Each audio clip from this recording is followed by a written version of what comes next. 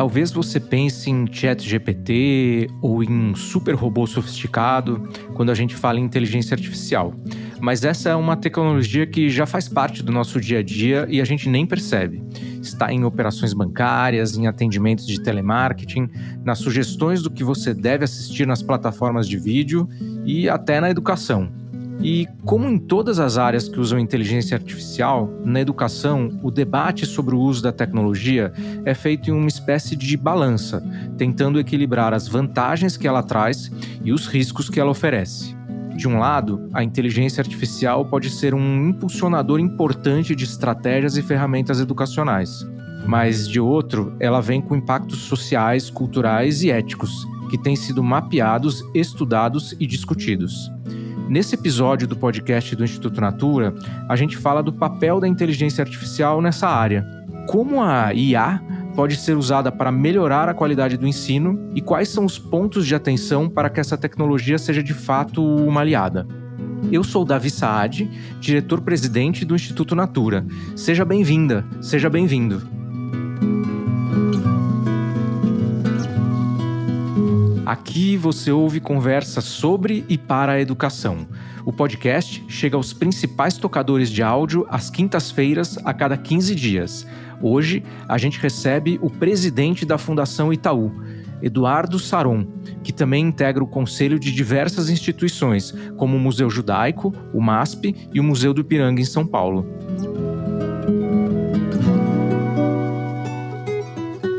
Podcast Instituto Natura.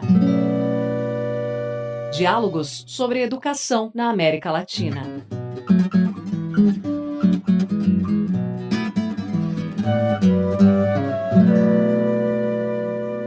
Oi, Saron, tudo bem? Primeiro, queria muito te agradecer aí pela tua presença. Seja bem-vindo ao podcast. Ô, Davi, bom, obrigado pela honrado de estar aqui contigo, aqui com a sua audiência e bora aí conversar. É tão necessário a gente conversar, ainda mais em tempos de tamanha complexidade, então sempre um bom papo. Ótimo. Saron, eu contei um pouco aqui na abertura que o tema do episódio é inteligência artificial. E eu queria começar entendendo, assim, eu vejo que nos últimos tempos você tem falado muito sobre isso, estudado muito sobre isso, e eu queria começar entendendo como que você se interessou por esse tema da inteligência artificial. O que te despertou para isso? Quando isso aconteceu? Duas coisas, Davi. A primeira é algo que me alegra, me aponta caminhos positivos, mas também me preocupa profundamente.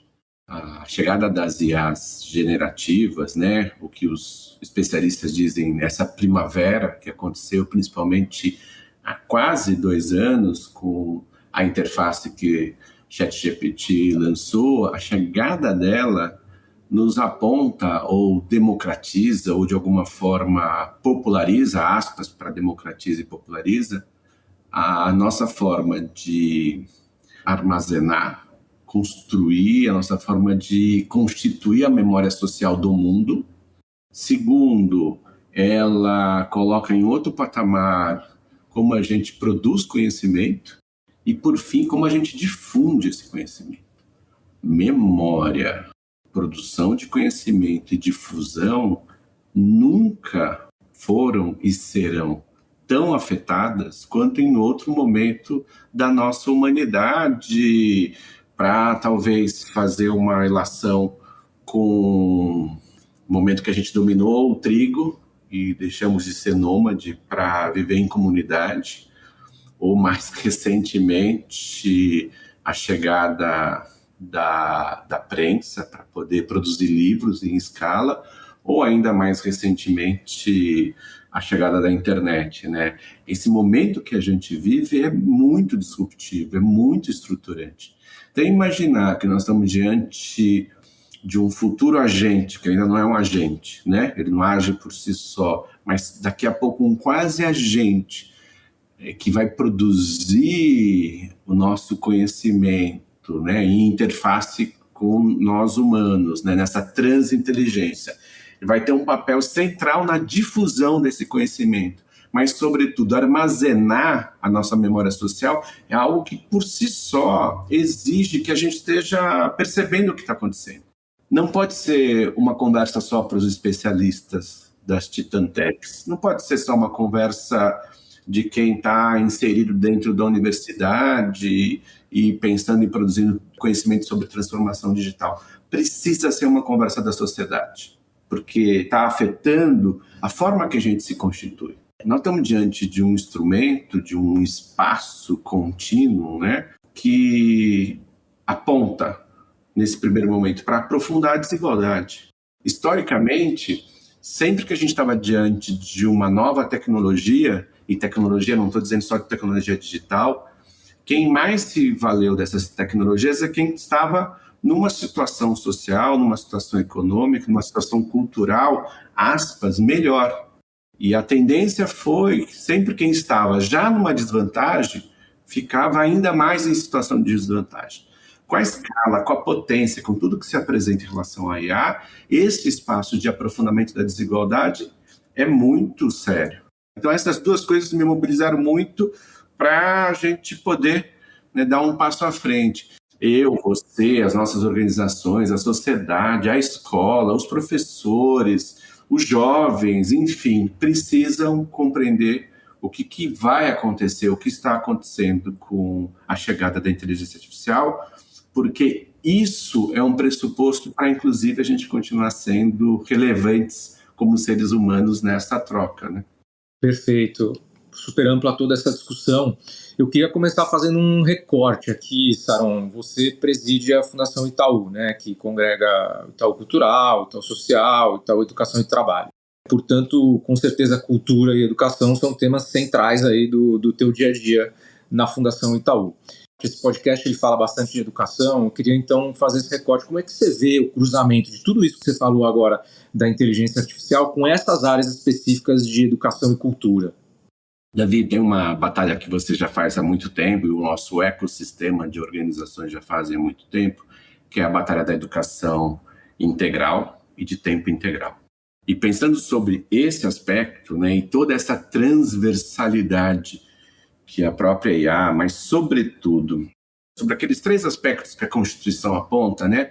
Educação e cultura para formar a pessoa, educação e cultura para a gente formar cidadãos e educação e cultura para a gente preparar essa moçada para o mundo do trabalho. Esses 3 aspectos, essa transversalidade, precisam ser compreendidos a partir da potência, né, que é profundamente transformador quando você aproxima educação e cultura. E não é, Davi, um aproximar mecanicista ou tecnocrático ou pragmático ou ferramental.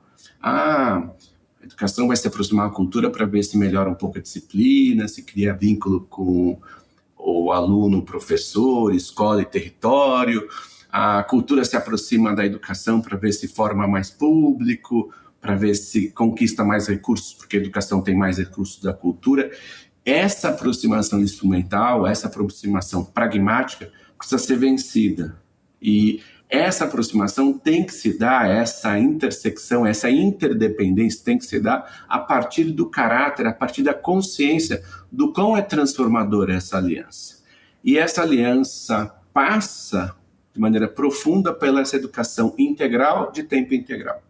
E essa aliança pode ser ainda mais poderosa na medida que a gente aponta para 2 lugares. Um é a necessidade da experiência a partir dos espaços de natureza. E os espaços de natureza são, naturalmente, né, aquele que a gente reconhece mais, obviamente, como os espaços verdes, mas os espaços de natureza também são as salas de aula, também são os pátios, também são as bibliotecas, né? Então, esses espaços de natureza precisam ser ressignificados, revalorizados, reencantados para o professor, para o aluno, para o dirigente da escola, para o bibliotecário, para o coordenador pedagógico, para as famílias, para os territórios. Mas também saber que a chegada da tecnologia pode ajudar, pode colocar uma cunha a mais para que esses espaços de natureza ganhem potencialidade. Não para o sujeito, não para o indivíduo, mas para esse espaço de troca coletiva. E nesse sentido, talvez seja a primeira conversa de intencionalidade pedagógica, do que é educação integral, de como é que é a inteligência artificial, ou, né, não só a generativa, né, como é que a transformação digital, como é que o uso de tela pode ser melhor aproveitado nesse ambiente. Ele precisa estar focado no coletivo, na colaboração, no reavivamento da natureza e não no indivíduo, no sujeito e no distanciamento desse espaço de experiência de vida.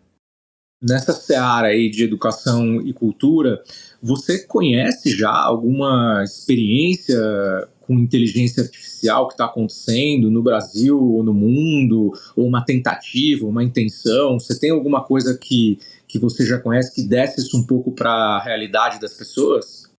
É muito pouca coisa eu conheço, e não sei se é por ignorância ou porque as iniciativas ainda são muito precarizadas. A gente fez aqui 3 movimentos, a gente vai fazer ainda um 4º movimento esse ano em torno da inteligência artificial. A gente, Fundação Itaú, Itaú Social, Itaú Educação e Trabalho, Itaú Cultural, e mesmo a área que cuida de transformação digital aqui da Fundação, que é a área de governança e transformação digital. Primeiro, a gente fez um movimento de levar os nossos colaboradores a compreender o que significa tudo isso, né? E não é só compreender onde pode ser inserido a inteligência artificial dentro dos campos de atuação nossa, mas como mais ou menos ela funciona. Tudo bem, Davi, nem os engenheiros, nem os arquitetos de IA sabem exatamente como ela, aspas, raciocina, né? Diferente dos modelos que você codifica, né, que você põe linha a linha, quando os arquitetos tentam decifrar como é que é feito isso, eles ainda não sabem, porque eles não conseguem fazer a engenharia reversa, né? Quando você tem codificado, você faz a engenharia reversa, ó, funciona assim. Como não conseguem, porque não é codificado, fazer essa engenharia reversa, nem eles sabem como funciona. Então, quiçá a gente, a discussão aqui não é como funciona, mas a gente precisa compreender coisas muito básicas para a gente poder se posicionar e como tomadores de decisão para adquirir uma plataforma ou fomentar outra, ou fazer um debate mais estruturado com o ecossistema da cultura e educação, a gente precisa ter ideias muito precisas e, ao mesmo tempo, gerais sobre como funciona. Como é que funciona um algoritmo? Por que muitas vezes a gente tem o tal viés de algoritmo? E de onde vem isso, né? Como é que funciona o LLM? Por que você precisa ter os grandes data centers, né? Os grandes casas e estruturas e condomínios de dados, né? Qual a energia que isso carrega cada vez que você dá um enter, né? Isso é importante que a gente saiba, porque na medida que você sabe disso, você vai atrás de soluções. Como que vocês fizeram isso, de aproximar dos colaboradores? Você pode dar alguns insights para outras organizações. Primeiro a gente chamou artistas que estão nessa fronteira entre a produção artística e o uso de tecnologia para essa produção artística. Por que a gente chamou artistas? Eu gosto muito da arte, porque, sobretudo, Davi, além de ela nos incomodar, nos deslocar, nos fazer refletir sobre... A arte tem um poder de lançar hipóteses sem necessariamente ter que provar essas hipóteses, produzir evidências. Se você olha para a ficção científica, dos livros aos filmes, certamente você deve ter um monte de livros e filmes que te impactaram sobre pensar o futuro, ela lançou tantas hipóteses que estão se confirmando hoje. Então, uma das coisas que a gente fez foi uma série de filmes com essa artista, chamada Regiane Cantoni, inclusive, que nos trouxe o mundo da inteligência artificial, trouxe o futuro para o dia de hoje a partir da ficção científica e da arte. Associado a isso, a gente também trouxe técnicos e especialistas para nos falar dessas possibilidades, né? O que é mesmo essa interface que o ChatGPT criou há praticamente 2 anos? Por que se popularizou, né? Mas, como a gente já percebe que isso está na nossa vida há bastante tempo, com as redes sociais, com o YouTube, com Spotify, na hora que você usa, né, um aplicativo de banco e tantas outras coisas que nos geram essa inter-relação. Então, teve um processo intenso de formação com oficinas para toda a fundação, das lideranças aos estagiários, e a partir disso a gente começou a se movimentar. A segunda coisa que a gente fez foi um seminário que a gente fez sobre inteligência artificial, discutindo esses limites entre arte, cultura e educação, sempre com foco na equidade, no combate à desigualdade. Ato contínuo, a gente lançou um edital de IA para a educação. Esse edital tem esse significado, não é educação para IA, não é IA na educação, é IA, as ferramentas, os instrumentos, ainda este lugar da IA como apoio para que a educação possa reinar ainda soberanamente, e é necessário isso. A gente foi surpreendido, esse edital teve mais de 400 inscritos. E por que desse edital, Davi? Por 3 questões. Primeiro, a gente quer saber no Brasil quem está atuando nesse campo. Segundo, a gente quer saber entre esses pesquisadores, essas startups, essas instituições universitárias, o que eles estão pesquisando, o que eles estão desenvolvendo, o que eles estão experimentando. E terceiro, a gente quer saber o que estão fazendo mais, o que tem muita coisa sendo feita sobre os mesmos temas, portanto, onde estão os overlaps e quais são os gaps também, na medida que a gente percebe que tem coisas que poderiam estar sendo produzidas e ainda estão numa fase bastante anterior. Esse edital já fechou, Saron? Como é que as pessoas... Já fechou. Mas tem outro edital aberto que a gente pode falar daqui a pouco. E aqui, Davi, tem uma aposta muito forte em produzir soluções criadas no Brasil. A gente está perdendo e vai perder a batalha por ser um player no desenvolvimento de IAs. É muito dinheiro, Davi. É muita grana. Tem muita pesquisa acumulada, né? O atual ChatGPT e esses grandes chatbots, para eles treinarem as suas IAs, eles consomem 100 milhões de dólares, né? A aposta que daqui 1-2 anos, um treinamento de uma IA consumirá 10 vezes mais do que isso. É um lugar desproporcional, né? Então, treinamos a galera, né? Estamos num processo ainda de troca e de construção de aprendizado. 2, fizemos o seminário. 3, lançamos o edital. Estamos agora, dia 30 ou 31, sai o resultado desse edital, que também tem um fomento a partir disso. 4, um outro edital que a gente lançou foi com a Columbia University, lá com o Paulo Blinkstein, que você bem conhece. Esse edital a gente lançou agora há pouco, no finalzinho de outubro, onde a gente quer trazer principalmente brasileiros que já passaram pelas grandes universidades para nos ajudar a pesquisar o uso de IA para a educação sobre 2 aspectos. O que está dando certo no mundo e o que está dando errado no mundo também. Né? Tão importante quanto saber o que está dando certo, saber o que está dando errado. Perfeito. Isso é super importante, ainda mais a gente no Brasil, que às vezes a gente chega um pouco depois, né? A gente não precisa errar de novo. É verdade.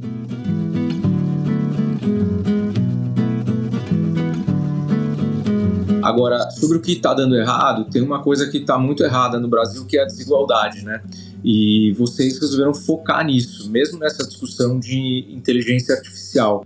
Eu queria que você falasse um pouco sobre isso, assim, como que você vê que a inteligência artificial ela pode reduzir a desigualdade? Eu entendo, você comentou no começo que se a gente não fizer direito, ela pode piorar a desigualdade. Mas você vê ela também como um agente de redução dessa desigualdade? Algumas coisas estão sendo usadas e não necessariamente precisa de inteligência artificial, mas o aprimoramento desse uso precisará. E não estamos nem falando ainda em IA generativa, que é a predição de abandono, né? A gente tem várias experiências que existem e têm se aprimorados para a gente antecipar abandono, antecipar quando já existe repetência e, de fato, fazer com que um dos pontos primordiais que geram muita desigualdade na educação brasileira, né, possam ser, de fato, tratados de maneira muito qualificada pelo gestor da educação, pelo dirigente de ensino, pelo professor, para que esse tema possa ser impactado. Já existe, né, Davi? Você bem sabe, Tem gente muito legal, tem secretarias municipais no Brasil fazendo isso com muita qualidade. A gente precisa avançar sobre isso. Aliás, Davi, uma das formas de a gente se utilizar da IA para combater a desigualdade é saber, conhecer, compreender e ter outputs dos milhões de dados que a gente tem no Brasil. O Brasil é um celeiro de dados, né? É um celeiro de dados sobre vários aspectos. Primeiro, pela quantidade. Segundo, pela diversidade de dados que a gente tem, até em virtude da diversidade que o país vive, né? Desde questões de raça, de gênero, mas também sobre o aspecto das questões das desigualdades sociais. Qualquer grande player da inteligência artificial quer trabalhar no Brasil. Imagine um grande player acessando os dados do Sistema Único de Saúde, promovendo interoperabilidade com esses dados. Na educação, todo dia vai um Canadá para as escolas públicas brasileiras. 35 milhões de meninos e meninos. O que significa isso? Sendo oferecido para mineração, para produzir aprendizado de máquina, aprendizado dessas inteligências artificiais. Então, este lugar de qualificar os nossos dados para a gente fazer predição de abandono, predição de repetência, é um lugar poderosíssimo para que a gente possa combater a desigualdade, né? Mas tenho muitas dúvidas se nesse momento a gente precisa e deve apostar na tutoria com o aluno, né? Eu ficaria muito mais no meio do caminho, onde o professor é empoderado, né, para se utilizar desse mundo da transformação digital, para feedback em tempo real, para avaliação, para suporte em produção das suas próprias aulas, para o apoio ao professor, do que lá a tutoria. Mas, de saída, esse núcleo de compreensão dos dados, das nossas informações, pode ser muito poderoso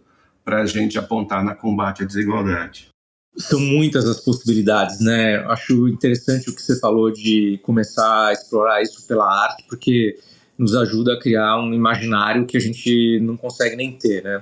E eu acho que existe, às vezes, esse imaginário pro lado negativo, né? Você falou algumas coisas positivas que a gente pode ter com IA, mas tem muita gente que está com muito medo do que vai acontecer. Eu queria explorar isso um pouco com você, se você já pensou sobre isso, que assim, lá negativo, o que poderia acontecer de ruim caso a gente não ficasse atento? Ainda nesse recorte de educação e cultura, né? O que a gente deveria se preocupar? Toda a produção de informação, né, que as IAs, né, nos entregam hoje, ou grande parte da produção de informação, é fruto do conhecimento produzido pelos seres humanos. A discussão sobre direitos autorais que foram usados indiscriminadamente, né, para treinar essas IAs é um debate cada vez mais ascendente, né? Por esses dias, um dos colaboradores do ChatGPT reuniu uma série de argumentos e algumas provas para dizer, olha, usaram os dados via internet com os bots, os robobots, para colher esses dados sem as devidas autorizações, né? Não é à toa que alguns grandes jornais ou estão em processo de negociação ou já negociaram com esses grandes bots, com essas grandes IAs, o pagamento de direitos autorais. Mas hoje ainda continua grande parte desse conhecimento sendo produzido pelo nosso próprio conhecimento humano. A próxima fase, que a gente já entrou, é a produção de conhecimento artificial, onde o conhecimento posto dentro das próprias LLMs estão gerando novos conhecimentos. Tem coisas maravilhosas, mas até onde a gente vai ter a percepção do que é simulação ou do que é simulacro, para pensar no Baudelaire, filósofo francês que fez esse livro, Simulação, Simulacro, lá nos anos 80, que discute o que é real e o que não é real, né? E a gente talvez perca essa capacidade de supervisão humana do que foi produzido a partir do nosso conhecimento e o que está sendo produzido a partir do próprio conhecimento e a própria produção de informação da IA. Até aí, se uma arquitetura bem formada, com supervisão humana, a gente pode conduzir, mas a gente pode perder o controle. Eu gosto muito, Davi. Você tem filhos? Tenho 2. Quantos anos? A Bia de 16 e o André de 13. Nossa, eu tenho um também de 14. Adoro jogo de tabuleiro. Certamente você também já se aventurou com jogos de tabuleiros. Sim. Com os dois. Muito. Os jogos de tabuleiros, para a nossa capacidade de aprendizado, é fantástico, né, para nós humanos, né? E as grandes empresas de IAs também usam jogos de tabuleiros para treinar suas IAs. E as grandes universidades também usam jogos de tabuleiros para testar até onde essas IAs estão indo. Tem um jogo chamado Diplomacy, que é um jogo sem dados. Conhece? Você já jogou? Sim. É muito legal, né? É um jogo feito pelo menino de 12 anos lá pós Primeira Guerra Mundial. E aí você não tem dados, né? Toda a parte do jogo envolve estratégia, pactuar com o seu jogador ao lado, às vezes blefar, às vezes mentir, às vezes romper acordos, né? Enfim. E uma grande universidade americana pediu para uma grande empresa que tem uma grande IA oferecer a sua IA para jogar Diplomacy com eles, né? Jogar com outros jogadores e jogar com ela mesma ou com outros computadores. No primeiro momento ela começou a perder, né? E aí depois ela começou a ganhar, ela ficou entre os 10% melhores jogadores de Diplomacy. E aí essa universidade foi pesquisar por que ela começou a ganhar, como é que ela começou a ganhar. Ela aprendeu a mentir. E aí foram questionar para essa grande IA como é que isso poderia ser possível se uma das arquiteturas centrais dos códigos olha, pode até errar, não é alucinar, embora a gente conheça publicamente como alucinar, mas você não pode mentir, você não pode ter a intencionalidade de levar o usuário para um lugar que não é correto. Aí, como é que fez isso, se isso não é possível? Não, a gente, para vocês, liberou um recorte que permitia aprender como é que o ser humano jogava Diplomacy para poder, de fato, desempenhar. Então, resumindo, nesse recorte que a gente liberou para vocês, que nunca será comercial, a gente permitiu que ela mentisse. Recentemente, uma IA no Japão, que foi produzida para gerar artigos científicos de ponta a ponta, desde produzir a hipótese até fazer o teste final, o duplo check, toda aquela metodologia que a gente bem conhece sobre produção de artigos científicos, os engenheiros, os arquitetos começaram a perceber que ela estava demorando um pouco mais para produzir os artigos científicos. Uma das códigos centrais, e nos códigos centrais, né, na arquitetura central, as IAs não podem lá alterar, isso é um pressuposto, né? Um dos códigos centrais era, olha, você terá X minutos para poder produzir esse artigo científico. Ela estava demorando bem mais. Aí, o que eles descobriram? Que a própria IA, vendo que ela não conseguia produzir o artigo científico no tempo que os arquitetos, que os engenheiros determinaram, recortaram, ela foi lá e alterou o seu próprio código matriz. E isso gerou um debate violento no campo científico, né? A empresa, ela se justificou, falou que não era bem assim, mas o fato é que é este lugar que a gente precisa ter muita supervisão, que a gente tem que ter muita pactuação ética, muito accountability, para que a gente não viva uma situação de que, talvez não hoje, mas daqui a 50 anos, essa realidade que a gente vai se deparar, talvez não seja a realidade que a gente tenha vivido, que os nossos pais, que nós tenhamos vivido, e em virtude da quantidade, da escala de informação e dessa possível intencionalidade não supervisionada pelo humano, pode nos conduzir a decisões erradas. Perfeito. Bom, o nosso tempo aqui está se esgotando, Saron, muito interessante, a gente falou de várias coisas interessantes. Eu queria terminar no positivo, né? Que a gente falou agora das preocupações. Tem uma pergunta que eu costumo fazer aqui no final do podcast para os convidados, que eu queria fazer para você, que é a seguinte. Claro que a gente pode sonhar, mas também a gente tem a realidade, então eu queria que você tentasse me responder com essa mescla aí de sonho e realidade, pensando num horizonte de 10 anos e tendo a inteligência artificial aí como pano de fundo, o que você acha que a gente consegue sonhar para num horizonte de 10 anos para educação e cultura no Brasil? Bom, primeiro eu acho, Davi, que a gente, o nosso ecossistema, precisa ser mais colaborativo. A IA, a forma que ela está acelerando o nosso modo de vida, nos exigirá mais colaboração entre os seres humanos. E essa colaboração também precisa ter uma intersecção maior com a universidade, né? Uma das coisas que a IA nos deslocou é que boa parte desse conhecimento, que era até então algo proveniente, né, originária, e a universidade, o centro de pesquisas, a academia sendo o centro, foi deslocada para as grandes organizações, né, para os Titantechs, né? Essa universidade precisa ser requalificada e reposicionada, né, e fomentada para que ela continue sendo o protagonismo dessa produção do conhecimento, para que esse conhecimento continue tendo, sobretudo, o espírito público, né, o bem comum, né?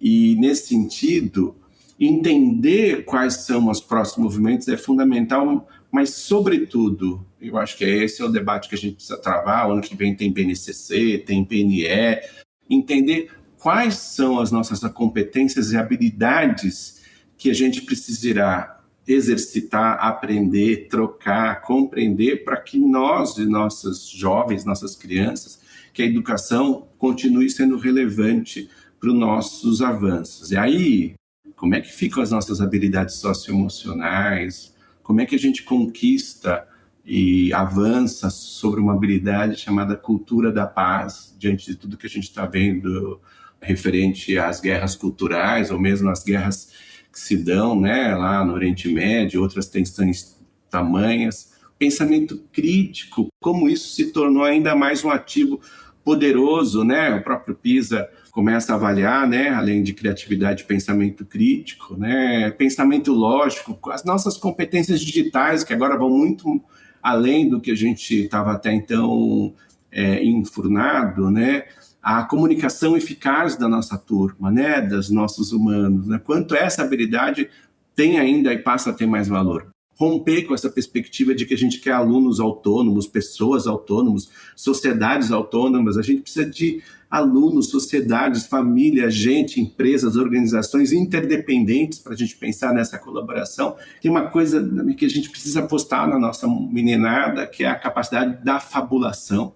A gente precisa ser ainda mais adaptativo. O alvo muda toda hora, né? Nunca as transformações que a gente viveu, tiveram e tem tamanha escala e, ao mesmo tempo, tudo tão rápido, com tanta intensidade, né? Ter pensamento sistêmico central nessas nossas conversas, né? Entender como é que esse ecossistema ele se relaciona entre sujeitos, tecnologia e natureza, e algo que a gente já sabia, mas veio para ficar como nunca, é o aprendizado ao longo da vida. Discutir uma BNCC, pensar, inclusive, quais são as nossas novas ciências das aprendizagens. A exposição de tela, dopamina, tanta coisa está na mesa, mas tantas possibilidades se apresentam diante disso, mas nunca, Davi, nunca a gente foi chamado, nunca a gente precisou e precisa perseguir tanto um modo de vida, um modo de operação, um modo de construção de conhecimento profundamente colaborativo. Porque senão a gente não vai conseguir dar resposta. A coisa mais poderosa que a gente tem, o maior LLM que a gente tem são as nossas cabeças, esses centros de pesquisas, as experiências dos nossos professores, a academia, a gestão pública, o terceiro setor, as empresas. Esse elan colaborativo é a melhor solução para a gente poder, de fato, apresentar uma escola que forme as pessoas, que forme cidadãos e que prepare essa meninada para o mundo do trabalho. Mas sabendo que trabalhar essa escola é entender que ela precisa se movimentar sob o aspecto da experiência que ela oferece a partir da compreensão da natureza. Eu acho que essa pode ser um belíssimo caminho para a gente ter aí não só a primavera das IAs, mas sobretudo a primavera dos humanos. Adorei esse linguajar que a gente tem que falar dos humanos agora, né? Muito bom. Saron, vamos viver os próximos capítulos aí da inteligência artificial. Desejo que a Fundação Itaú você continue avançando nesse tema. E queria te agradecer muito aí por essa conversa. Foi uma primeira conversa sobre inteligência artificial, que acho que é um assunto que ainda tem muito pela frente. Queria muito te agradecer por esse bate-papo. Obrigado, Davi. Esses bate-papos sempre são bons porque também nos colocam a pensar, a refletir, né? E vamos estar mais juntos, onde o professor não só seja o centro de toda essa mudança, mas, sobretudo, seja protagonista de toda essa mudança. Ficamos com isso, então. Obrigado, Saron. Até a próxima. Tchau, tchau.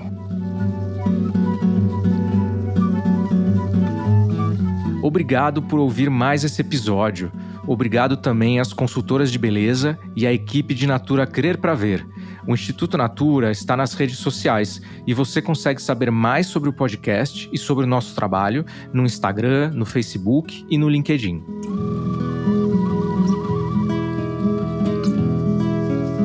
Este podcast é uma produção do Estúdio Guarda-Chuva para o Instituto Natura. A sonorização e a mixagem são do Pedro Yanxur. A trilha sonora é da Stella Nesrini e da Todo Canto Produção Cultural. Pelo Instituto Natura, a coordenação de comunicação é da Raquel Melo e a Regiane Puges é coordenadora de inteligência estratégica. A gente se encontra de novo em 15 dias. Até lá!